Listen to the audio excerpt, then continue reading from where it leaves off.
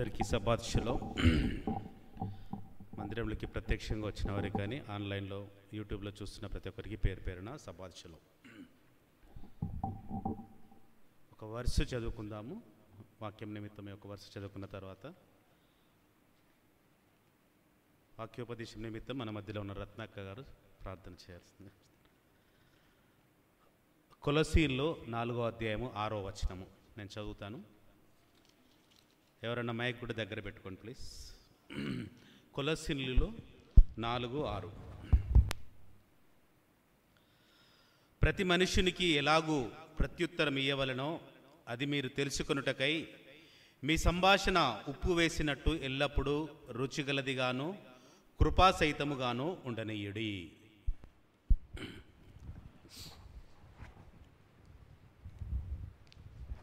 రత్నక్క ప్రార్థన చేయాల్సింది కోరుతుంది. పరలోక వందన మా తండ్రి, స్తుతులకు పాత్రుడా, సర్వాధికారి అబ్రహాం ఇస్సాకు యాకోబుల ఎలోహిం తండ్రి, నాయన ప్రేమించి మాకు ఇచ్చిన పరిశుద్ధ దినమును బట్టి తండ్రి కృతజ్ఞత చెల్లించుకుంటూ ఆ విధంగా తండ్రి మమ్మల్ని సజీవులు లెక్కించి తండ్రి మీ సన్నిధికి వచ్చి తండ్రి ఆనందించుటకు నాయన మరి మేము వచ్చి ఉంటుండగా తండ్రి తమ్ముడిని మీ సన్నిధికి తీసుకొచ్చుకుంటున్నాం తండ్రి. మరుగుపరచండి అయ్యా, మీరు బోధించండి, మేము వినుటకై మీ సన్నిధికి వచ్చి ఉంటుండగా మమ్మల్ని బలపరచండి. కృంగిన వారిని నాయన బలపరచండి, ఆశతో ఉన్నవారిని వారి ఆశను తీర్చండి తండ్రి. వాక్యం ద్వారా మాతో మీరు మాట్లాడి మీ కుమారుడిని మరుగుపరిచి మరొకసారి తండ్రి మీ ఆత్మతో అభిషేకించి మాట్లాడమని మా ప్రియుడు రక్షకుడు జీవంగల యెహోవా మెస్సయ్య పరిశుద్ధమైన నామంలో బ్రతిమలాడి వేడుకుంటున్నాం తండ్రి. ఆమేన్. థ్యాంక్ యూ అక్క.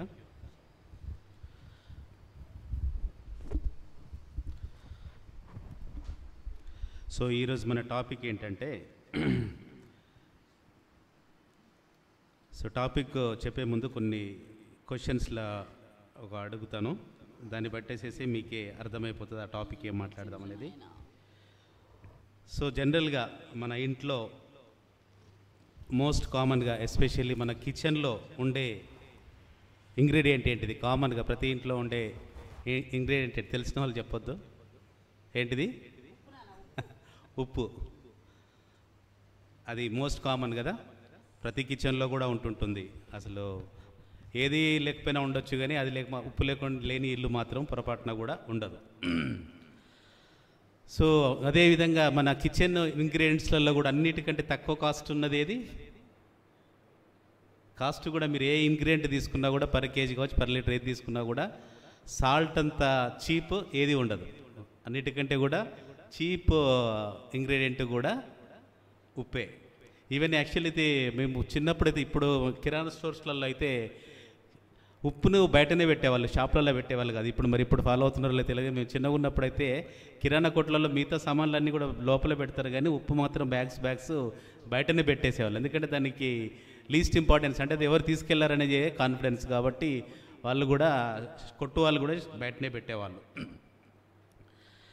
సో అన్ని ఇంగ్రీడియంట్స్లలో అన్నిటికంటే ఇంపార్టెంట్ ఏంటిది? కర్రీలో మనకు అన్నిటికంటే ఇంపార్టెంట్ ఏంటిది? కాస్ట్ ఏమో తక్కువ, కర్రీ వండాలంటే ఏంటిది? ఏది లేకపోయినా కూడా మనం తినొచ్చు, కానీ సాల్ట్ లేకుండా మాత్రం అయితే కర్రీ చేయగలుగుతామా? కర్రీ చేయొచ్చు కానీ తినలేము. సో దానికి ఏంటంటే అన్నిటికంటే తక్కువ కాస్ట్ ఉంటుంది, కానీ దానికి ఇంపార్టెన్స్ అనేది చాలా ఎక్కువగా ఉంటుంటుంది. సో అదేవిధంగా జనరల్గా ఏదైనా కర్రీ ఇంగ్రీడియంట్స్ ఏమేమి ఉంటాయి చెప్పండి, కొన్ని తెలిసినవి చెప్పండి. Special ladies, curry ingredients, curry చేయాలంటే ఏమేమి ఉంటాయి ఇంగ్రీడియంట్స్? ఆయిల్, కారము, జీలకర్ర, పసుపు, ఆనియన్స్, మిర్చి, కరివేపాకు, ఇవన్నీ ఇంగ్రీడియంట్స్ ఉంటుంటాయి కదా. సో కర్రీ వండిన తర్వాత కూడా ఇప్పుడు మీరు చెప్పిన ఇంగ్రీడియంట్స్ ప్రతిదీ కూడా మనం కర్రీ వండిన తర్వాత చూడొచ్చు కదా, కనపడతాయి కదా. మీరు చెప్పిన ఇంగ్రీడియంట్స్ అన్నీ కూడా మనం కర్రీ వండిన తర్వాత కూడా అవన్నీ కూడా కనపడతాయి. వేరే సాల్ట్ వేస్తాం, సాల్ట్ కనపడుతుందా మనకి కర్రీలో? ఎందుకంటే అన్నిటికంటే మనకి ఇంపార్టెంట్ ఇంగ్రీడియంట్ ఏంటిది? సాల్టే. ఇంపార్టెంట్ ఇంగ్రీడియంట్ అయినప్పటికీ కూడా అది మనకు కనబడదు, అది మనకు టేస్ట్ని ఇస్తుంటుంటుంది. అంటే దాంట్లో ఉన్న గొప్పతనం, మనకు సాల్ట్లో ఉన్న గొప్పతనం ఎంత ఉన్నా చూడండి. ఇంకా ఇట్లా దాని గురించి చెప్పుకుంటూ ఉంటే సాల్ట్ లేని వారి ఇల్లు ఉండదు. అది ధనవంతులే కావచ్చు, పేదవాళ్ళే కావచ్చు, ప్రతి ఒక్కరు దాన్ని వాడకంలో అనేది అది లేకపోతే దినమే గడవదు. సో ఇంకా చూసుకున్నట్లయితే సాల్ట్ గురించి మనం చూసుకున్నట్లయితే మన బైబిల్ అనుసారం కానీ లేకపోతే దాని ఇంపార్టెన్స్ గురించి చూసినప్పుడు ఈవెన్ రోమా సామ్రాజ్యం మన మెస్సయ్య గారు వచ్చినప్పుడు కూడా చూసినప్పుడు కూడా రోమా సామ్రాజ్యం వల్ల అప్పటి రోమా చక్రవర్తులు దాన్ని సాల్ట్ని కరెన్సీగా కింద కూడా వాడినట్టు మనం హిస్టరీ చెబుతూ ఉంటుంటుంది. ఏంటంటే అప్పుడు శాలరీస్ కింద కరెన్సీ కింద సాల్ట్ ఎందుకంటే ఎవరైనా జీతము ఎవరైనా జాబ్ చేస్తే వాళ్ళకి నెలకు శాలరీ లాగా కరెన్సీ లాగా కూడా రోమా సామ్రాజ్యము రోమీలు పరిపాలించినప్పుడు సాల్ట్ని కరెన్సీగా వాడుకున్నారు, డబ్బు రూపంగా కూడా వాడుకున్నారు అన్నట్టు. అప్పుడు అంత ఇంపార్టెన్స్ ఉండేది అన్నట్టు దానికి. సో ఇంకా అదేవిధంగా చూసుకున్నట్లయితే కూడా దీన్ని అప్పటి రోమా చక్రవర్తులు ఏంటంటే దాన్ని ట్రాన్స్పోర్ట్స్లకి వాడుకునే వాళ్ళు. ఏంటంటే ఎస్పెషల్లీ ఇప్పుడు మనకు సాల్ట్ పర్సెంటేజ్ జనరల్గా సముద్రంలో ఎంత పర్సెంటేజ్ ఉంటుంది సాల్ట్ చెప్పాలి. సాల్ట్ పర్సెంటేజ్ ఎంత ఉంటుంది సీ వాటర్లో? 100%. 100% ఉంటుంది బ్రదర్. జస్ట్ 3 to 4% ఉంటుంది. సముద్రాలలో ఉప్పు శాతం ఎంత ఉంటుంది అంటే 3 to 4% ఉంటుంది. అదేవిధంగా మృత సముద్రం ఉంది. మృత సముద్రం ఎక్కడుంది? ఇజ్రాయిల్లో ఉంది. మృత సముద్రంలో సాల్ట్ పర్సెంటేజ్ ఎంత ఉంటుంది చెప్పండి? స్వప్నక్క చెప్పాలి. 17 అట. అన్న సంపత్ అన్న సోషల్ స్టూడెంట్స్ ఎవరు లేరు ఇక్కడ? 35% ఉంటుంది సాల్ట్ పర్సెంటేజ్. అంటే మామూలు సముద్రం జలంలో కంటే కూడా మృత సముద్రంలో 10 టైమ్స్ ఎక్కువగా ఉంటుంది, 35% ఉంటుంది అన్నట్టు. సో అందుకని అప్పుడు రోమా చక్రవర్తులు ఇజ్రాయిల్లో మంచి బిజినెస్ చేసేవాళ్ళంట. ఎందుకంటే అక్కడ జనరల్ ఒక 1 లీటర్ కనుక వాటర్ తీసేసుకుంటే అందులో ఎంత వస్తుంది? 350 grams సాల్ట్ వచ్చేది అన్నట్టు. సో అందుకని అప్పటి రోమా చక్రవర్తులు ఇజ్రాయెల్ దేశంలో దీన్ని బాగా బిజినెస్ చేసేవాళ్ళంట. సాల్ట్ని అక్కడ బాగా ప్రొడ్యూస్ చేసేవాళ్ళట. ఎందుకంటే మామూలు వాటర్కి దీనికి 10 times ప్రొడక్టివిటీ ఎక్కువ వస్తుంది కాబట్టి అక్కడ చేస్తూ అక్కడ నుంచి, ఎందుకంటే ఇంకో ఇజ్రాయెల్లో మెయిన్ క్రాప్ ఏముంటుంది, ఇంకా మనకి ఫిషెస్ కూడా మంచి గలలియ సముద్రమే కావచ్చు, అక్కడ ఫిషెస్ కూడా మంచిగా అక్కడ ఈల్డ్ వస్తుందని చెప్పేసి మనకు ఉందన్నట్టు హిస్టరీలో చదువుతున్నట్టు. అయితే అప్పుడు రోమా చక్రవర్తులు ఎక్కడ ఉండేవాళ్ళు? ఇటలీలో ఉండేవాళ్ళు కదా, రోమ్లో ఉండేవాళ్ళు కదా. వాళ్ళు ఈ సాల్ట్ని ఇక్కడ నుంచి తీసుకెళ్ళిన ట్రాన్స్పోర్ట్ చేయడానికి ఆ సాల్ట్లో ప్యాక్ చేసేసి ఫిషెస్ని అక్కడికి పంపించుకునే వాళ్ళంట. సో రోమా సామ్రాజ్యంలో వాళ్ళు దాన్ని చాలా ఎఫెక్టివ్గా ఉప్పుని వాడుకున్నట్లు మనం చూస్తుంటుంటాము. అదేవిధంగా చూసుకున్నట్లయితే మన దేశంలో కూడా ఉప్పు గురించి ఒక హిస్టరీ ఉంది, చెప్పగలుగుతారు ఎవరైనా? ఉప్పు సత్యాగ్రహం, సాల్ట్ సత్యాగ్రహం అంటారు కదా. సాల్ట్ సత్యాగ్రహం ఎవరు చేపట్టారు? అది మన జాతిపిత గారు మహాత్మా గాంధీ. దేని గురించి చేపట్టారో తెలుసా? మన ఉప్పు ఎవరు చెబుతుంది? ఎవరు? మన ఉప్పు మనమే. ఏంటంటే ఆ టైంలో కూడా బ్రిటిషియన్స్ ఏంటంటే ఉప్పు కూడా ఏంటంటే పండించుకోవడానికి కానీ వాళ్ళు ప్రొడ్యూస్ చేసుకోవడానికి కానీ ఏంటంటే వాళ్ళకి ఎవరికి ఈ రైట్స్ లేవన్నట్టు. సో ఆ బ్రిటిషియన్స్ ఏంటంటే వాళ్ళ దగ్గరే ఉప్పును ప్రొడ్యూస్ చేసేసి ప్రతి ఒక్కరు కూడా ఆ గవర్నమెంట్ నుంచే తీసుకోవాలని చెప్పేసి అప్పటి వరకు నడుస్తుంది అన్నట్టు. ఇది అరౌండ్ 1930లో 1930లో ఈ సాల్ట్ సత్యాగ్రహం మహాత్మా గాంధీ చేపడతాడు అన్నట్టు. ఏంటి ఫ్రీగా దొరికే ఉప్పు గురించి కావచ్చు, దానికి ఎందుకు ఇంత వీళ్ళు మా దగ్గర డబ్బులు, ఎందుకంటే దాని బాగా పన్నులు వసూలు చేసి తీసుకుంటున్నారట. అయితే అప్పుడు ఏంటంటే హింసాత్మక కాకుండా అంటే హింస లేకుండా శాంతితోటి ఆ సాల్ట్ సత్యాగ్రహంని ఆయన చేపట్టి దాదాపు 24 రోజులు ఆయన దీక్ష వహించి దాన్ని అందులో విజయము పొందాడు అప్పుడు దాదాపు 1930లో.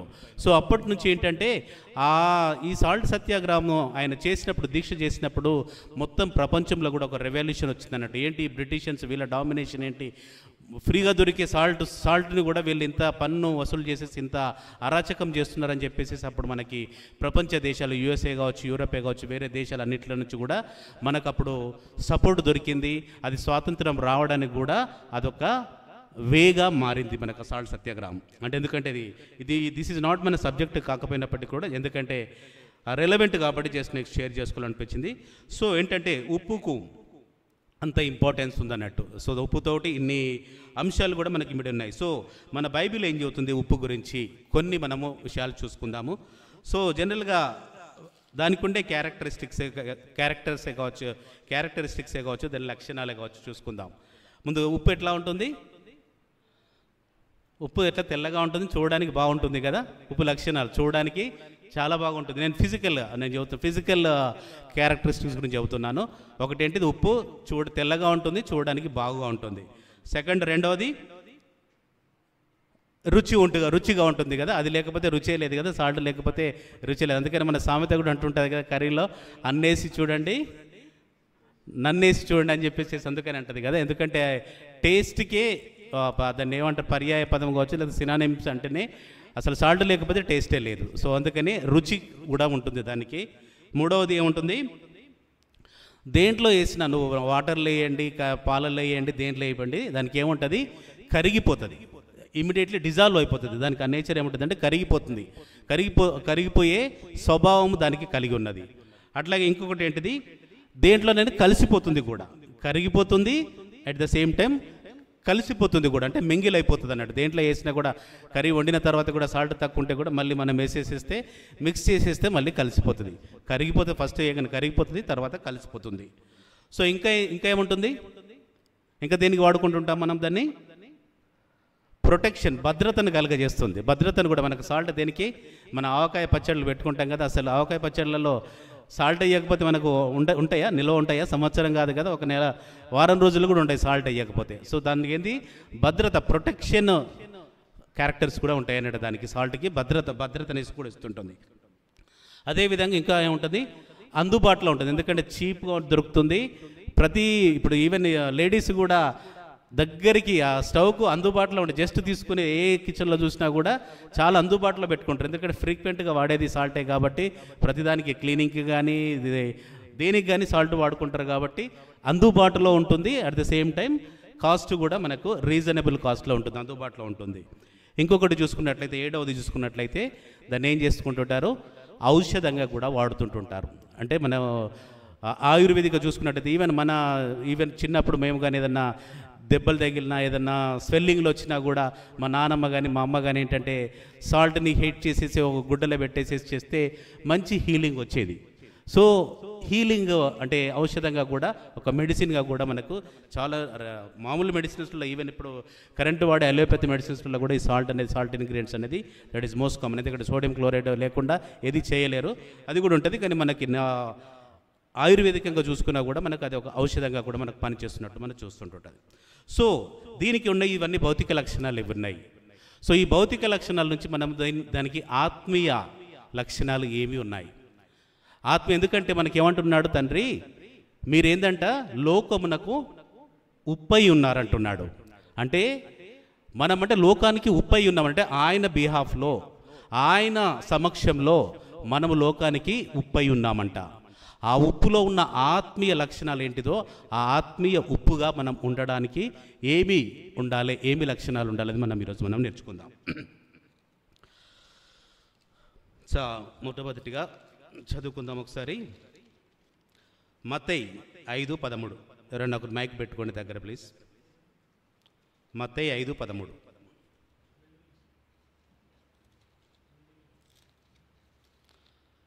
మత్తయి 5:13. నాకు ఉప్పై ఉన్నారు, ఉప్పు నిస్సారమైతే అది దేని వలన సారం పొందును, అది బయట పారవేయబడి మనుషుల చేత త్రొక్కబడుటకే కానీ మరి దేనికి పనికిరాదు. చాలు. ఏంటంట, మీరు లోకమునకు ఉప్పై ఉన్నారు. సో ఆ ఎవరు మెస్సయ్య గారు అక్కడ కొండ మీద ప్రసంగం చేసినప్పుడు, అక్కడ ఎంతోమంది జనాంగాల వచ్చినప్పుడు అక్కడ కొండ మీద ప్రసంగంలోనిది ఇది ఒక ఇంపార్టెంట్ వర్స్ కింద చెప్తున్నాడు. మీరు లోకమునకు ఉప్పై ఉన్నారు అంటే ఉప్పుతో జనాల్ని, అక్కడ శిష్యులే కావచ్చు, విశ్వాసులే కావచ్చు, మామూలు కామన్ పీపులే కావచ్చు, ఉప్పుతోటి పోలుస్తున్నాడు. అంటే ఆ ఉప్పుకు ఆయన అంత ఇంపార్టెన్స్ ఇచ్చాడు. ఎందుకంటే ఉప్పులో lot of like good characters ఉన్నాయి కాబట్టి ఆ మనుషులనే కావచ్చు, శిష్యులనే కావచ్చు, మీరు లోకమునకి ఉప్పై ఉన్నారని చెప్పేసి అక్కడ సంబోధిస్తున్నాడు. దాంట్లో ఇంటర్నల్ మీనింగ్ చాలా, ఆత్మీయత మీనింగు చాలా ఉంది. ఆత్మీయత మీనింగ్ ఏంటిది అనేది మనం చూసుకుందాం ఇప్పుడు. సో మీరు లోకమునకు ఉప్పై ఉన్నారు కాబట్టి ఉప్పుకుండే క్యారెక్టరిస్టిక్స్ అన్నీ కూడా మీరు కలిగి ఉండాలి. మీరు లోకమునకు మీరు ఏంటంటే సువార్తను ప్రకటించడానికి వెళ్తున్నారు, మీరు ఆయన వాక్యము మీరు ప్రకటించడానికి వెళ్తున్నారు కాబట్టి ఆ లక్ష్యాలన్నీ మీరు కలిసి ఉంటేనే మీరు ఉప్పులాగా, ఉప్పు తగ్గించుకునే స్వభావమే కావచ్చు, మింగిలయ్యే అదే కావచ్చు, అందరితో కలిసిపోయేదే కావచ్చు, రుచిగలది కావచ్చు, లేకపోతే అదొక ఔషధంగానే కావచ్చు, ఒక భద్రతగానే దానికి ఉన్న క్యారెక్టర్స్ అన్నీ కూడా మీరు అవన్నీ కూడా కలిగి జనాల్లోకి వెళ్ళిపోయి మీరు లోకంలోకి ఉప్పుగా ఉన్నట్లయితే మీ జీవితాలనేవి రుచిగా ఉంటాయని చెప్పేసి మనకి ఇక్కడ మెస్సయ్య గారు మనకు చెప్తున్నారు. ఏమవుతుందంటే నెక్స్ట్ అట్లా చూస్తే ఉప్పు నిస్సారం అయితే అది దేనివల్ల సారం పొందును? నిస్సారం అంటే ఏంటిది? ఉప్పుతనము పోవడం అన్నట్టు. ఉప్పుకు కనుక ఉప్పుతనం పోతే దానికి ఎందుకు ఉంటుంది? అది జస్ట్ వేస్టే, అది స్క్రాప్లో పడేసేస్తారు, దానిలో నుంచి బయట పడేసేస్తే దాని మీద పశువులు కావచ్చు మనుషులంతా తొక్కుకుంటూ వెళ్తుంటారట. దానికి ఎప్పుడు సారము ఉన్నప్పుడే దానికి వాల్యూ ఉంటుంది. అంటే మనము కూడా ఈ లోకంలో మనము బ్రతికినప్పుడు మనకంటూ ఒక వాల్యూ, మనకంటూ ఒక గుర్తింపు, మనకంటూ ఒక డిసిప్లిన్ ఉన్నప్పుడే మనకు గుర్తింపు ఉంటుంది, మనకు ఒక వేరే వాళ్ళు మనకు రెస్పెక్ట్ ఇస్తారు. అదే కనుక మీలో కనుక సారము లేకపోతే, మీలో కనుక నిస్సారం అయిపోతే ఏంటంటే మీరు ఒక డెడ్ బాడీతో సమానం, మీరు ఒక వేస్ట్ కింద సమానం అని చెప్పేసి ఇక్కడ చెబుతున్నాడు. ఏంది? ఉప్పు నిస్సారం అయితే అది దేని వలన సారం పొందును? అది బయట పారవేయబడి మనుషుల చేత త్రొక్కబడికి కానీ మరి దేనికి పనికిరాదు. సారము కలగాలంటే ఏం చేయాలి? సారము కలగాలంటే మనం ఎంతో శోధించబడాలి, ఎంతో మనము కష్టపడాలి, ఎంతో మనము ప్రాధేయపడితే కానీ మన జీవితాలు సారము కాలేవు. యాజ్ ఇట్ ఈజ్గా మనకు సారం ఉండవు. నిస్సారం అయిపోయిన జీవితాలని మనం సారవంతంగా చేసుకోవాలనుకుంటే దానికి ఎంతో ప్రాధేయపడితే కానీ, ఎంతో కష్టపడితే కానీ, ఎంతో శ్రమల నుంచి పోతే కానీ మనము సారము పొందలేము అని చెప్పేసి మనకి ఇక్కడ ఇంటర్నల్ మీనింగ్తో మనకు ఆ మెస్సయ్య గారు ఆ కొండ మీద ప్రసంగం చేసినప్పుడు చెప్తూ ఉన్నాడు. భూమి యొక్క ఉప్పుగా మనల్ని పిలుస్తున్నాడు. ఎందుకంటే మీరు లోకమునకు ఉప్పు అయి ఉన్నారంటే భూమి యొక్క ఉప్పును మనుషులను ఉప్పుతో కంపేర్ చేస్తున్నాడు కాబట్టి భూమి యొక్క ఉప్పుగా మనల్ని పిలుస్తున్నాడు కాబట్టి ఆయన యొక్క ప్రేమను, ఆయన యొక్క నీతిని, ఆయన యొక్క విశ్వాసతను మనము జనాలతోటి కానీ మన సహోదరులతోటి కానీ అది పంచిపెట్టుకున్నప్పుడే దానికి ఒక మీనింగ్ఫుల్గా ఉంటుంది లైఫ్ అనేది మనకు ఇక్కడ చెప్పుకుంటూ వస్తున్నాడు. సో ఉప్పు లోకమునకు ఉప్పు ఎలాగున్నదో మనము ఈ భూమి మీద ఉప్పుగా ఉన్నాం కాబట్టి అవన్నీ మనము ఎట్లయితే ఉప్పు భోజనానికి ఏ రకంగా అయితే రుచి ఇస్తుందో అదేవిధంగా మనం అవన్నీ ఫాలో అయ్యి మనం అవన్నీ కూడా ఐక్యత కలిగి ఉండి అవన్నీ కూడా మనం ఒకరు ప్రేమించి మన విశ్వాసంతో ఉండి మన భయభక్తులతో కలిగి ఉన్నట్లయితే మన జీవితాలకు కూడా రుచి కలుగుతుందని, ఆ ప్రభావము మన మీద చూపిస్తుందని ఆ పరమ తండ్రి మెస్సయ్య గారు మనకు అక్కడ బోధించినట్లు మనం చూస్తున్నాము. అదేవిధంగా ఇంకా చూసుకున్నట్లయితే మనము మాట్లాడేటప్పుడు, మనం ఎదుటి వాళ్ళతో మాట్లాడేటప్పుడు ఏ రకంగా మనం మాట్లాడాలి, ఎవరితో ఏ రకంగా మాట్లాడాలి, వాళ్ళతో ప్రేమతో మాట్లాడాలా, లేకపోతే కోపంగా మాట్లాడాలి, శాంతితో మాట్లాడాలా, నిదానంగా మాట్లాడాలా, ఓపికతో మాట్లాడాలా, అది కూడా మనకు చెప్తూ ఉన్నాడు. ఏంటంటే కృపతో నిండిన మాటలు. మనం ఎదురు వాళ్ళతో మాట్లాడినప్పుడు పౌలు గారు అంటుంటారు అన్నట్టు, మీరెవరితోనైనా మాట్లాడుతున్నప్పుడు మీ సంభాషణ ఎట్లుండాలని అంటాడు? ఉప్పు వేసినట్టు ఉండాలంట. అంటే చూడండి, ఉప్పుకి ఎంత అంటే ఉప్పు మీనింగ్ ఏంటంటే దానికి పర్యాయ పదమే కావచ్చు, సినానిమ్ దానికి ఒక రుచి అన్నట్టు. ఉప్పుకు మారుపదమే అనేటిది రుచి. మనము వేరే వాళ్ళతో మాట్లాడుతున్నప్పుడు ఉప్పు వేసినట్టు మాట్లాడాలంటే రుచిగా, అంటే ఇంపుగా, అంటే ప్రేమతోటి ఆప్యాయతోటి మాట్లాడాలని చెప్పేసి మనకు చెబుతున్నాడు. అదే కొలస్సీయులు 4వ అధ్యాయము 6వ వచనం. కొలస్సియన్స్ ప్రతి మనుషునికి ఎలాగో ప్రత్యుత్తరం ఇవ్వవలనో అది మీరు తెలుసుకొనుటకై మీ సంభాషణ ఉప్పు వేసినట్టు ఎల్లప్పుడూ రుచిగలదిగాను కృపాసహితముగాను ఉండనీడి. చూడండి ఎంత ఏమంటుండే, ఎల్లప్పుడు అంటుండా, అప్పుడప్పుడు అంటుండా. ఉప్పు వేసినప్పుడు ఎల్లప్పుడూ రుచిగలదిగాను కృపాసహితముగాను ఉండనీయుడి. సో మనం ఎవరితో మాట్లాడుతాం జనరల్గా ఏంటంటే మన బాస్లతో ఒక రకంగా మాట్లాడతాం, మన సబార్డినేట్స్తో ఒక రకంగా మాట్లాడతాం, మనకు బీద వాళ్ళతో ఒక రకంగా మాట్లాడతాం, ధనికులతో ఒక రకంగా మాట్లాడతాము, ఉన్నవారితో ఒక రకంగా మాట్లాడతాం, లేని వారితో ఒక రకంగా. ఆ రకంగా మాట్లాడకూడదు అంటుంది. ఎవరితో మాట్లాడినా కూడా ప్రతి ఒక్కరితోటి కూడా మీరు మన ఫ్యామిలీ మెంబర్సే కావచ్చు, అవుటర్సే కావచ్చు, మన దగ్గర వర్క్ చేసే వాళ్ళే కావచ్చు, ఫ్రెండ్సే కావచ్చు, ఆత్మీయులే కావచ్చు, ఇంకెవరైనా హయ్యర్ అఫీషియల్సే కావచ్చు, రాజకీయ నాయకులే కావచ్చు, అందరితోటి కూడా మనం ఉప్పు వేసినట్టు మాట్లాడితే అది ఆ పరమ తండ్రికి ఎంతో అదిగా ఉంటుంది, గొప్పతనంగా ఉంటుంది. కాబట్టి అందుకే అంటున్నాడు అక్కడ ప్రత్యుత్తరం, మీరు ప్రతి మనుషునికి అంటున్నాడు. ఒకరికి అంటే మనం అక్కడ డిఫరెన్సెస్ పార్షాలిటీ అనేది ఎవరితో చూపించకూడదు. సో కొందరితో మాట్లాడినప్పుడు ఒకరితో అప్పుడే సీరియస్గా మాట్లాడుతుంటారు, పక్కనే ఉండేసి మళ్ళీ నిదానంగా మాట్లాడుతుంటుంటారు. మనుషులను బట్టి ఆపోజిట్ పర్సన్స్ని బట్టేసి మన కాన్వర్సేషను మనది ఉంటుంటాయి. ఆ రకంగా ఉండకూడదు అంటున్నాడు. Whether it is they are poor ఫెలోసా, రిచ్ ఫెలోసా, మీ సర్వెంట్సా, మీ సబార్డినేట్సా, మీ బాసెసా, మీ పొలిటీషియన్స్ ఎవరైనా కూడా అందరితో మంచిగా మాట్లాడితే అందులో నథింగ్ రాంగ్. మీరు సీరియస్గా మాట్లాడేంది, మీరు మీ ఎంప్లాయీస్ తోటి, మీ సబార్డినేట్స్ తోటి సీరియస్గా మాట్లాడితే నడుస్తుంది, కానీ మీ బాస్లతో అయితే సీరియస్గా నడవదు కదా. అదే అందరితోని నిదానంగా ప్రేమతో నెమ్మదిగా ఓపికతో మాట్లాడితే ఎవరితోటి కూడా అది యాక్సెప్టబుల్గానే ఉంటుంది, అది ఎప్పుడు కానీ మీకు మనకి దీవెనకరంగానే ఉంటుందని చెప్పేసి అంటున్నాడు. కాబట్టి మన సంభాషణ, మన మాటలు ఎప్పుడు కానీ ఉప్పుతో రుచిగా ఉండాలని, అంటే ఇతరులతో మాట్లాడుతున్నప్పుడు మన బాంధవ్యాలు, మన సంబంధాలు బలపరిచే విధంగా ఉండాలి, ప్రేమతో మాట్లాడాలి, ఐక్యత కలిసిపోయినట్టు మాట్లాడాలి, వాళ్ళ బాగోగులు మనం వినే విధంగా ఉండాలి, మంచి లిజనర్గా ఉండి వాళ్ళకి ఏదో సలహాలు ఇవ్వడము, సహాయం చేయడము, మన చేతనైతే మనకు సహాయం చేయడము, ఆ రకంగా ఉన్నట్లయితే మనం ఎంతో దీవెనకరంగా ఉంటామని చెప్పేసి ఆ పౌలు గారు కొలసీలకు రాస్తున్నప్పుడు అప్పుడు చెబుతున్నాడు.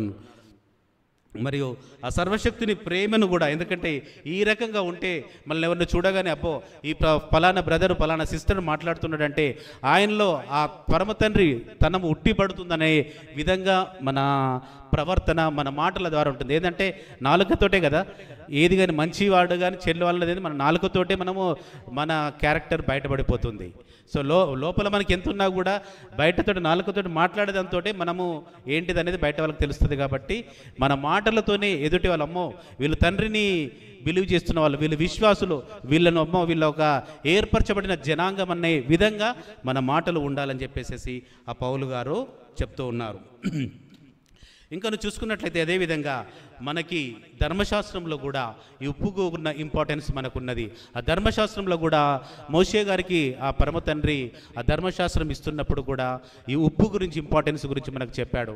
ఎందుకంటే అక్కడ బలులు అర్పించేటప్పుడు కానీ, ఆ నైవేద్యాలు అర్పించేటప్పుడు కానీ ప్రతి దాంట్లో కూడా ఏంటంటే ఉప్పు కలిపి ఆ నైవేద్యం అర్పించమని చెప్పేసి ధర్మశాస్త్రంలో మోషే గారికి ఆ పరమ తండ్రి చేశాడు. ఎందుకనంటే ఉప్పు కలుపుతున్నామంటే, ఆ ఉప్పుతోటి నిబంధన చేస్తున్నామంటే ఏంటంటే ఆ నైవేద్యం కూడా బలంగా ఉంటుందని, దృఢంగా ఉంటుందని, చాలా స్ట్రాంగ్గా ఉంటుందని దానికి ఒక గుర్తింపుగా, సింబాలిక్గా ఉప్పుని ప్రతి నైవేద్యంలో కూడా నువ్వు చేసినప్పుడు ఆ పరమతండ్రికి బలిపీఠం దగ్గర నైవేద్యము యాజకులు ఎవరైతే చేస్తారో ఆ ప్రతి నైవేద్యంలో కూడా, ప్రతి బలిలో కూడా ఉప్పు కలిపి, ఉప్పు చల్లి ఆ బలి అర్పించాలని చెప్పేసి మనకు ధర్మశాస్త్రంలో కూడా మనం ఉన్నట్లు మనం చూస్తుంటుంటాం. ఒకసారి చూద్దాం. లేవీయ కాండము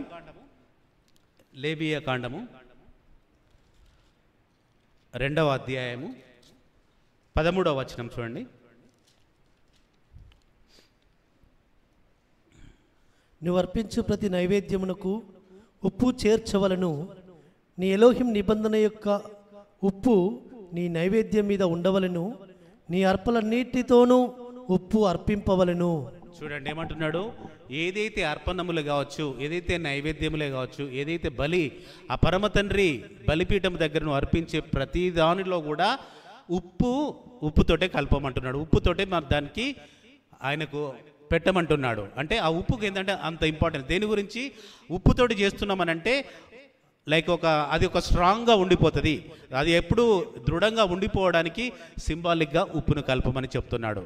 సో అందుకనే ఇప్పుడు మనం కూడా ఎందుకు అనుకున్నాం కదా ఇందాక, ఉప్పు పటిష్టంగా ఉండాలంటే పచ్చళ్ళు పాడుపోకుండా ఉండడానికి దాన్ని ఎప్పుడు ఉప్పును కలిపి మనం పచ్చళ్ళు కానీ అవన్నీ పెడుతూ ఉంటుంటాము. ఎందుకంటే స్ట్రాంగ్గా ఉండడానికి, పాడవకుండా ప్రొటెక్షన్గా భద్రంగా ఉంచడానికి అని చెప్పేసి మనం ఆ ఉప్పును మనము కలుపుతుంటాము. అదేవిధంగా మన జీవితాలలో కూడా చూసుకున్నట్లయితే ఆ పవిత్రతను చూపిస్తుంటుంది, శుద్ధిని చూపిస్తుంటుంది అన్నట్టు. ఆ ఉప్పుతోటి మనం పోల్చుకున్నట్లయితే ఆ ఉప్పు కలుపుతున్నారంటే మన జీవితాల్లో కూడా ఎంత మనం పవిత్రంగా ఉంటున్నామో, ఎంత మనము నిజాయితీగా బ్రతుకుతున్నామో, ఎంత మనము నీతిగా బ్రతుకుతున్నాం అనేది ఆ క్యారెక్టరిస్టిక్స్ మనం కంపేర్ చేసుకున్నప్పుడు మన జీవితాలను కూడా అంత నిష్టగా ఉంచుకోవాలని చెప్పేసి మనకు ఆత్మీయంగా పరమ తండ్రి మనల్ని హెచ్చరిస్తున్నాడు.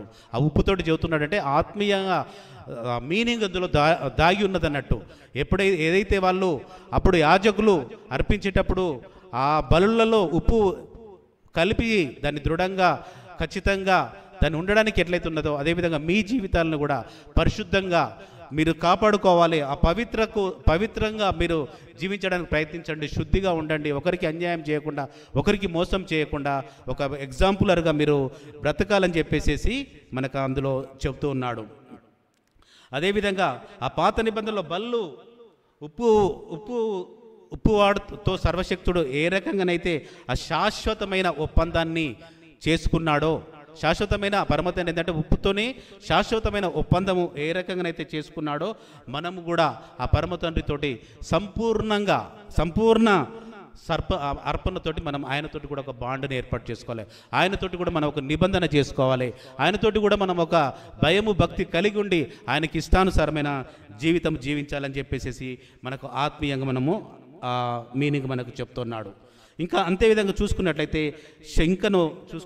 శాంతి మరి ఐక్యత కలిగి ఉండాలంటే మెస్సయ్య గారు తన శిష్యులతో బోధించినప్పుడు చెప్తూ ఉంటాడు అన్నట్టు. ఉప్పు మంచిదే. ఆ ఉప్పు ఒకసారి చూసుకుందాం. మార్కు 9వ అధ్యాయము, మార్కు 9:50 వచనం ఒకసారి చూడండి. ఉప్పు మంచిదే కానీ ఉప్పు నిస్సారమైన ఎడల దేని వలన మీరు దానికి సారము కలగజేతురు? మీలో మీరు ఉప్పు సారం గలవారై ఉండి ఒకరితో ఒకరు సమాధానం కొండుడని చెప్పాను. ఏంది మనకు చెప్తున్నాం కదా, ఉప్పు మంచిదే. ఉప్పుకు అన్ని క్యారెక్టరిస్టిక్సే ఉన్నాయి. ఆ ఉప్పు నిస్సారం అయితే ఏముంటుంది? దానికి ఏం వాల్యూ లేదు. అది జస్ట్ బయట పడేస్తాం, స్క్రాప్ లాగా పడేస్తాము నిస్సారం అయిపోతే. దానికి ఏంటంట, ఉప్పు మంచిదే కానీ ఉప్పు నిస్సారమైన ఎట్లా దేని వలన మీరు దానికి సారం కలగజేతురు? మీలో మీరు ఉప్పు సారము గలవారై ఉండి ఒకరితో ఒకరు సమాధానముగా ఉండండి. ఏమంటున్నాడు? ఉప్పు సారం కలగాలంటే, ఆ ఉప్పుకు సారము కలగాలంటే ఏంటంట, మీరందరూ సమాధానంగా ఉండండి, మీరందరూ ఐక్యత కలిగి ఉండండి, ఒకరి బాధలు ఒకరు పంచుకోండి, ఒకరి కష్టాలు ఒకరు పెంచుకోండి, ఒకరికొకరు సహాయం చేసుకోండి. అప్పుడు చేసుకున్నట్లయితే మీరు మీ జీవితాలకు సారము కలుగుతుందని చెబుతున్నాడు. నిస్సారము కలిగితే అది వ్యర్థం. కాబట్టి మీ జీవితాలకు సారము కలిగే విధంగా అందరితో సమాధానంగా ఉండండి, అందరితో ఐక్యత కలిగి ఉండండి, వాళ్ళకి సహాయము, ఎదుటివారికి సహాయం చేయండి. వారి బాధలు కష్టాలు నష్టాలన్నీ కూడా ఒకరికొకరు షేర్ చేసుకోండి అని చెప్పేసి ఇక్కడ మెస్సయ్య గారు తన శిష్యులతో చెప్తున్నాడు. మీలో మీరు ఉప్పు సారము కలవారై ఒకరితో ఒకరు సమాధానంగా ఉండండి. యెషువా మన బంధాలలో ఉప్పు ఉండాలని అంటే మనము మన సంబంధాలలో, మన రిలేషన్స్లలో కూడా ఆ ఉప్పు కలిగి ఉంటే శాంతితో, సమాధానముతో, ఐక్యతతో మనమందరము ఒకరితో ఒకరు ప్రేమ కలిగి జీవించినట్లయితే మనం హ్యాపీ లైఫ్ లీడ్ చేయొచ్చు అని చెప్పేసి మనకు మెస్సయ్య గారు ఆ శాంతి గురించి, సమాధానం గురించి మనకు చెప్తున్నాడు. సో అందుకే మనం పరిశీలించుకుందాము. మనమందరితో వేరే వారితో ఎంత శాంతిగా ఉంటున్నాము, ఎంత సమాధానంగా ఉంటున్నాము, ఎంత మనము ప్రేమతో కలిగి ఉంటున్నాము, పైపైన మాట్లాడుతున్నామా లేకపోతే లోపల కూడా పెట్టుకొని బయటకు మాట్లాడుతున్నామా? అది కనుక ఉన్నట్లయితే మనకులో నిస్సారమైనట్టే. మనము సారం కలిగి ఉండాలంటే ఇవన్నీ కూడా, ఆ క్యారెక్టర్స్ అన్నీ మనం అలవరుచుకున్నట్లయితేనే మన జీవితాలు సారవంతంగా సారం కలిగి ఉంటాయి. ఇంకను చూసుకున్నట్లయితే మనం పాత నిబంధనలో చూసుకున్నట్లయితే రాజుల కాలంలో ఈవెన్ మనం ఇందాక అనుకున్నాం కదా, ఈ ఉప్పు ఏంటంటే ఒక ఔషధంగా కూడా మనకు పనిచేస్తున్నట్టు మనం అనుకున్నాం ఇందాక. ఈవెన్ దాన్ని పాత నిబంధనలో కూడా చూసుకున్నట్లయితే కూడా ఆ ఎరికో పట్టణంలో ఎలీషా ప్రవక్త, ఎందుకంటే ఎలీషా ప్రవక్త ఇద్దరు కలిసి వాళ్ళు బేతేల్ నుంచి ఒక ప్రాంతానికి వెళ్తారు. అక్కడి నుంచి మళ్ళా ఎరికోకు వస్తారు. ఆయనతో పాటు కూడా ఎలియాతో పాటు కూడా ఎలీషా గారు వదలకుండా ఆయనతో పాటు వెళ్తున్నట్టు మనం చూస్తుంటుంటాము. చూసినప్పుడు ఆయన ఇంకా తను నన్ను వదిలేలాగా లేడని చెప్పేసి ఎలియా గారు నీకేం కావాలి, నువ్వు ఏం కావాలని చెప్పేసి నాతో ఇట్లా వెంబడబడుతున్నావు అని చెప్పేసి ఎలియా గారు ఎలీషాని అడిగినప్పుడు నాకు 2 దీవెనలు ఇవ్వాలి, మీకు కలిగిన దానికంటే కూడా 2 ఇవ్వాలన్నప్పుడు ఆయనకు అనుగ్రహించి ఆయన ఆరోహణమై వెళ్ళిపోతాడు. వెళ్ళిపోయి అక్కడి నుంచి అతను ఎలీషా గారు ఎరికోకు వచ్చి ఉన్నప్పుడు అక్కడ ఉన్న ప్రవక్తలందరూ వచ్చేసేసి, అక్కడ ఉన్న ఎరికో పట్టణం జనాలందరూ వచ్చేసేసి ప్రవక్త గారు బాగానే ఉన్నది, మేము ఇక్కడంతా బాగానే ఉన్నది, కానీ ఇక్కడ ఒక నీరు ఇక్కడ ఒక కలుషితమై ఉన్నది, ఆ నీరు తాగినట్లయితే పంటలు సారవంతం కావట్లేదు, జనాలు చనిపోతున్నారని చెప్పేసి వాళ్ళందరూ చెప్పినప్పుడు ఆయన ఎలీషా గారు ఒక పాత్ర తీసుకురండి, ఒక కొత్త పాత్ర తీసుకొచ్చేసి దాంట్లో ఉప్పు తీసుకొని రండి, ఆ ఉప్పుని తీసుకొచ్చేసి ఆయన ప్రేయర్ చేసేసి అక్కడ ఆ ద్వారం దగ్గర నీళ్ళ దగ్గర అది పోసినప్పుడు ఏమవుతుందంటే ఆ విషపు జలం కావచ్చు, ఆ కలుషితమైన జలం కూడా మంచి స్వచ్ఛమైన జలంగా మారి అది వాళ్ళకి జీవనోపాధిని ఇచ్చినట్టుగా మనము చూస్తూ ఉంటుంటాము. అది కూడా ఒకసారి చూసుకుందాం. 2 రాజులు 2వ అధ్యాయం, 2 రాజులు 19వ వచనం నుంచి. అంతటా ఆ పట్టణం వారు, ఈ పట్టణమున్న చోటు రమ్యమైనదని మా ఏలినవాడమైన నీకు కనబడుచున్నది కానీ నీళ్లు మంచివి కావు, అందుచేత భూమియు నిస్సారమైనదని ఎలీషాతో అనగా అతడు కొత్త పాత్రలో ఉప్పు వేసి నా యొద్దకు తీసుకొని రండని వారితో చెప్పెను. వారు దాన్ని తీసుకొని రాగా అతడు ఆ నీటి ఊట యొద్దకు పోయి అందులో ఉప్పు వేసి యెహోవా సెలవిచ్చినదేమనగా ఈ నీటిని నేను బాగు చేసి ఉన్నాను గనుక ఇక దీనివల్ల మరణము కలగకపోవును, భూమియు నిస్సారముగా ఉండదు అనెను. కాబట్టి నేటి వరకు ఎలీషా చెప్పిన మాట చొప్పున ఆ నీరు మంచిదై ఉన్నది. చూడండి, అంటే ఏంటంటే ఆ ఉప్పుకు ఆ ఔషధ గుణం కూడా కలిగి ఉన్నట్లు మనకి ఇక్కడ చూపిస్తూ సిచ్యువేషన్స్ చూసినట్లు మనకు తెలుస్తుంది. కలుషితమైన జలమే కావచ్చు, అక్కడ నిస్సారమైన ఆ భూమిని కూడా, ఆ వాటర్ని కూడా ఆ ఉప్పుతోటి అక్కడ చేసినప్పుడు అది మంచి నీళ్ళుగా అయిపోయి ఇప్పటి వరకు కూడా ఆ ఊట నుంచి మంచి నీరు వస్తూ ఉన్నది. అది ఇప్పటికి కూడా జనాలు వాడుతున్నట్టు మనము చూస్తుంటుంటాము. సో ఆ ఎరికోలో ఎలీషా గారు చేసింది కూడా చూసినట్లయితే, ఎందుకంటే ఆ ఉప్పుకి ఆ ఔషధం గుణము కూడా, అంటే ఆ జబ్బును తగ్గించేది కావచ్చు, లేకపోతే దాన్ని ఒక పాయిజనస్ని తగ్గించే స్వభావము దానికి ఉన్నదని చెప్పేసేసి మనకు లేఖనంగా కూడా మనకు ధర్మశాస్త్రంలో మనం చూస్తూ ఉంటుంటాము.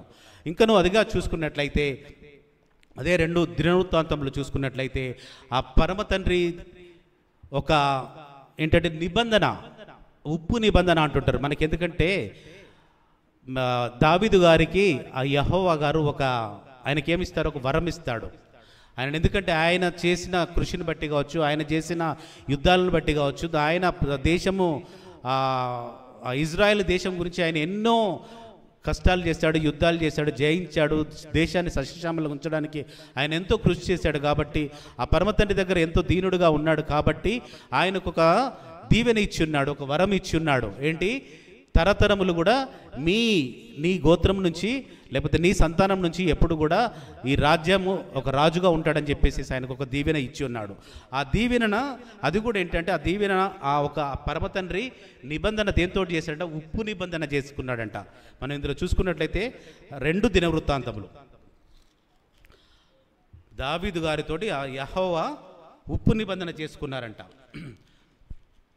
2 దినవృత్తాంతములు 13వ అధ్యాయము 5వ వచనం చదవండి. ఇజ్రాయేలు రాజ్యమును ఎల్లప్పుడూ ఏలునట్లుగా ఇజ్రాయేలు ఎలోహిమైన యెహోవా దావీదుతోనూ అతని సంతతి వారితోనూ భంగము కాజాలని నిబంధన చేసి, భంగము కాజాలని దగ్గర పక్కన ఒకటి ఉంది కదా దయాకర్, ఉప్పు నిబంధన కింద ఫుట్ నోట్లో ఏముంది, ఉప్పు నిబంధన. చూడండి, ఇశ్రాయేలు రాజ్యమును ఎల్లప్పుడూ ఏలునట్లుగా ఇజ్రాయేల్ సర్వశక్తుడైన యెహోవా దావీదుతోనూ అతని సంతతి వారితోనూ భంగం కాజాల నిబంధన చేసి దానికి వారికి ఇచ్చేదనని మీరు తెలుసుకొందురు కదా. అంటే ఇక్కడ ఏంటంటే ఆ భంగం కాజాలని అంటే ఆ ఉప్పుతోటి గనక నిబంధన చేసుకున్నట్లయితే, ఆ ఉప్పుతోటి గనక అగ్రిమెంట్ చేసుకున్నట్లయితే, ఆ ఉప్పుతోటి గనక నిబంధన చేసుకున్నట్లయితే అది ఎప్పటికీ ఎవర్ లాస్టింగ్గా, అది ఎప్పటికీ స్ట్రాంగ్గా ఉంటుందని చెప్పేసి మనకి ఇక్కడ నిదర్శనంగా చెప్తున్నది. సో ఎందుకంటే ఆ ఉప్పుకు అనేది అంత ఇంపార్టెన్స్ ఉంది, అంటే అంత స్ట్రాంగ్గా ఉంటుంది. ఆ ఉన్న లక్షణాలన్నిటి కూడా మనము ఆత్మీయమైన ఆ లక్షణాలని మనము అలవర్చుకున్నట్లయితే, ఆ ఉప్పుకైతే ఏ రకంగా ఉందో మనము కూడా ఆ పరమతండ్రికి ఈ లోకము ఉప్పై ఉంటాము కాబట్టి అవన్నీ అలవర్చుకున్నట్లయితే మన జీవితాలు చక్కబడతాయని చెప్పేసి మనకు ఉప్పు ద్వారా ఇవన్నీ చెబుతున్నాడు. సో ఇందాక మనం ఏవైతే భౌతిక లక్షణాలు చూసుకున్నామో, ప్రతి భౌతికానికి ఒక ఆత్మీయ లక్షణం ఏమిటి, దీనికి మనకి ఎగ్జాంపుల్ ఎప్పుడు మనం గుర్తు చేసుకోవచ్చు. గుర్తుపెట్టుకుంటే మనకు మన లైఫ్లో కనుక వాటిని మనం అలవర్చుకుంటే మనం ఎంతో ఆశీర్వాదంగా ఉంటాము. ఇందాక అనుకున్నాగా భౌతిక లక్షణాలు, మొట్టమొదటి లక్షణము ఉప్పు ఎలా చాలా తెల్లగా ఉంటుంది, చూడడానికి అందంగా ఉంటుంది. సో అదేవిధంగా దేనికి నిదర్శనం? తెలుపు అంటే దేనికి నిదర్శనము? పవిత్రతకి, పరిశుద్ధతకి నిదర్శనము. సో తెలుపు అంటేనే పవిత్రతకి, పరిశుద్ధతకి. సో మనం పరిశీలించుకుందాం, మనం ఎంత పవిత్రంగా ఉంటున్నామో, మనం ఎంత పరిశుద్ధంగా ఉంటున్నామో, మనం ఉప్పుతో కంపేర్ చేసుకోవడానికి మనకు ఆ లక్షణాలు ఉన్నాయా లేదా అనేది మనం ఒకటి కంపేర్ చేసుకోవాలి. ఇది తెల్లగా ఉండడానికి పరిశుద్ధంగా, పవిత్రంగా ఉన్నామా లేదా. అదేవిధంగా రుచిని, సెకండ్ క్యారెక్టర్ ఏంటిది? భౌతిక లక్షణాలు, రుచి ఉంటుంది. అదేవిధంగా ఆత్మీయ లక్షణాలు చూసుకున్నట్లయితే మనము ప్రేమకు ప్రతిరూపంగా, అంటే మనము ఎదుటివారికి మనం ఎంత ప్రేమను మనం పంచిపెడుతున్నామో, ఎదుటివారితోటి మనం ఎంత ప్రేమగా ఉంటున్నామో, ఎంత సఖ్యతతో ఉంటున్నామో, ఎంత దయాహృదయులమై ఉంటున్నామో, వారితో మనము ఏమీ విరోధాలు లేకుండా ఉంటున్నామా లేదా. అంటే రుచి, ఇప్పుడు మనం ఎవరితోటన్నా ప్రేమగా మాట్లాడుతుందా, ఈయనతోటి మాట్లాడితే నాకు ఎన్ని గంటలైనా సరిపోదని అంటుంటారు కదా. అంటే ఆ రుచికి నిదర్శనంగా, రుచికి ప్రతిరూపంగా మన ప్రేమను ఇక్కడ కంపేర్ చేస్తున్నాము. సో ఆత్మీయ లక్షణం కింద. అదేవిధంగా కరిగిపోయే స్వభావము ఉప్పుకున్నది. అంటే ఏంటిది కరిగిపోయే స్వభావం? అంటే మనది మనము తగ్గించుకునే స్వభావం మనకు ఉండాలి. ఉప్పుకి ఏంటి కరిగిపోయే స్వభావం ఉంది అంటే అది వేయగానే కరిగిపోతుంది, అంటే ఈల్డ్ అయిపోతుంది. అదేవిధంగా మనము కూడా మన స్టేటస్ను బట్టి, మన ఏదో గొప్పతనాన్ని బట్టి మనం హెచ్చించుకోకుండా మనం తగ్గించుకున్నట్లయితే, మనది మనం కరిగిపోయినట్లయితే ఆ పరమ తండ్రి దగ్గర ఆటోమేటిక్గా మనము హెచ్చించబడతాము. సో కరిగిపోయిన దానికి ఆత్మీయంగా నేను తర్వాత అడుగుతాను మిమ్మల్ని, ఎస్పెషల్లీ స్టూడెంట్స్ నేను అడుగుతాను, మిమ్మల్ని ఏటేటో ఆలోచిస్తున్నారు. సో అదేవిధంగా కలిసిపోతుంది ఏంటంటే దానికి తారతమ్యం ఉండదు. ఏంది ఉప్పు వేయంగానే అది కలిసిపోతుంది, అది ఏంది కలిసిపోతుంది. ఇందాక కరిగిపోయింది, కలిసిపోతుంది. అదేవిధంగా ఆత్మీయంగా మనం చూసుకున్నట్లయితే ఏదో భేదాలు లేకుండా, తారతమ్యాలు లేకుండా, బీద ధనిక లేకుండా, కుల మతం లేకుండా, రంగు రూపం లేకుండా అందరితోటి మనం కలిసిపోవాలి, అందరితోటి సమాధానంగా ఉండాలి, అందరితోటి మనము ఐక్యతగా కలిగి ఉన్నట్లయితే మన ఉప్పులోని లక్షణము మనం ఆత్మీయంగా అలవరుచుకున్న వాళ్ళము మనం అవుతాము. అదేవిధంగా చూసుకున్నట్లయితే భద్రతనిస్తుంది. ఇంకేంటిది మన ఫిఫ్త్ క్యారెక్టర్ ఏముంది, దానికి భద్రతనిస్తుంది, అది ప్రొటెక్ట్ చేస్తుంది. మనకు ఊరగాయలు పచ్చళ్ళు పాడవకుండా మనకి ఏదైతే భద్రతనిస్తుందో, అదేవిధంగా మనము వేరే వాళ్ళకు రక్షణ ఇవ్వాలి. వేరే వాళ్ళకంటే మనము రక్షణ సువార్తని, మనకు తెలిసిన సువార్తని వేరే వాళ్ళకు, అన్యులకు మనం కనుక ప్రకటించినట్లయితే ఆ రక్షణ సువార్తని వాళ్ళకు కూడా మనము బయలుపరిచిన వాళ్ళు అవుతాము. వారిని కూడా మనము పరమ తండ్రి దగ్గరికి తీసుకొచ్చిన వాళ్ళు అవుతాము. వారి జీవితాలను కూడా మనం రక్షణ కలగజేసి భద్రత కలగజేసిన వారము మనం అవుతాము. అదేవిధంగా సిక్స్త్ క్యారెక్టర్ ఏంటిది? అందరికీ అందుబాటులో ఉంటుంది. ఉప్పు చీప్గా ఉంటుంది, అందుబాటులో ఉంటుంది. అదేవిధంగా మనము కూడా ఆ పరమ తండ్రికి సమీపంగా ఉండాలి. ఆ పరమ తండ్రికి ఎంత సన్నిహితంగా ఉండాలి. సన్నిహితంగా ఉండాలంటే ఏంది? ఎంతో ప్రొద్దున మనము ప్రార్థన చేయాలి, లేఖనం చదవాలి. ఆయనకు ఇష్టానుసారంగా జీవించినప్పుడే ఆయనకు సమీపంగా ఉంటాము, ఆయనకు సన్నిహితంగా ఉంటాము.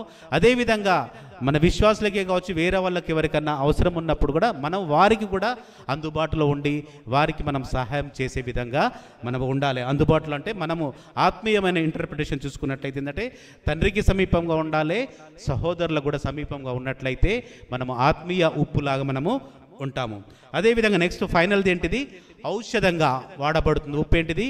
ఒక మెడిసిన్గా కూడా మనకు వాడబడుతుంది. కాబట్టి మనము కూడా పరిచర్యలో ఒక ఇన్స్ట్రుమెంట్ లాగా, అంటే పరిచర్య మనం చేసినప్పుడు కూడా ఒక ఔషధం, అంటే ఒక మెడిసిన్, ఒక ఇన్స్ట్రుమెంట్ లాగా, అంటే మనకు ఏదైతే తలాంతు ఉన్నదో ఆ పరమ తండ్రి పరిచర్యలో మనకున్న తలాంతుని మన స్టేటస్లు అవన్నీ మర్చిపోయి ఆ తండ్రి సన్నిధానంలోకి వచ్చి ఆ తలాంతును ఉపయోగించి ఆయన సన్నిధానంలో పరిచర్య చేసినట్లయితే మనము కూడా ఒక ఔషధంగా ఆ పరమ తండ్రికి మనం ఉపయోగపడతామని చెప్పేసి ఈ ఔషధానికి మనం ఆ రకంగా ఇంటర్ప్రిట్ చేసుకుందాము.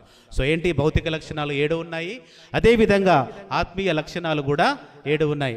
ఒక్కొక్కటిని ఒకటి అడుగుతుంటాను. ఒకటి గర్ల్స్ లేడీస్ నుంచి అడుగుతాను, ఇంకొకరిని జెంట్స్ నుంచి అడుగుతుంటాను. నేను భౌతిక లక్షణాలు చెప్తుంటుంటే మీరు ఆత్మీయ లక్షణాలు చెప్పాలి. ఓకే, రుచిని ఇస్తుంది గర్ల్స్ దగ్గర నుంచి. రుచికి ఆత్మీయ లక్షణం ఏంటిది?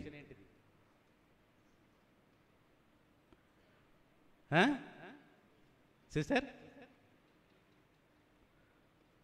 మనం అది ఇందాక చెప్పాం కదా, టేస్ట్గా ఉంటుంది, రుచిగా ఉంటుంది. రుచిగా ఇస్తుంది అంటే ఏంది?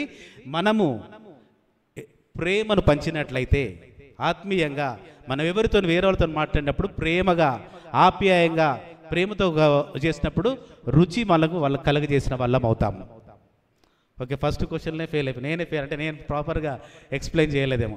సెకండ్ క్వశ్చన్ అడుగుతున్నాం.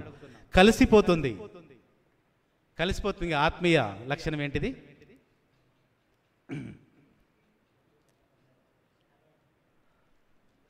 తారతమ్యం లేకుండా అందరితో కలిసిపోవడము, సమాధానంగా ప్రతి ఒక్కరితో ఉన్నట్లయితే అది ఆటోమేటిక్గా మనము కలిసిపోతుంది.